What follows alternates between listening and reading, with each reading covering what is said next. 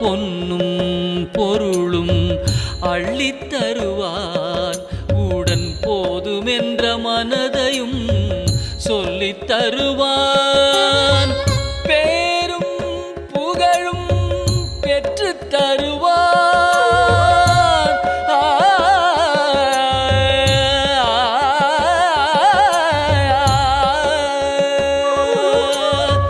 பேரும் புகழும் பெற்றுத் தருவான். அதன் பின் போகாமல் வாழ்வதற்கும் கற்றுத் தருவான். அதன் பின் போகாமல் வாழ்வதற்கும் கற்றுத் தருவான்.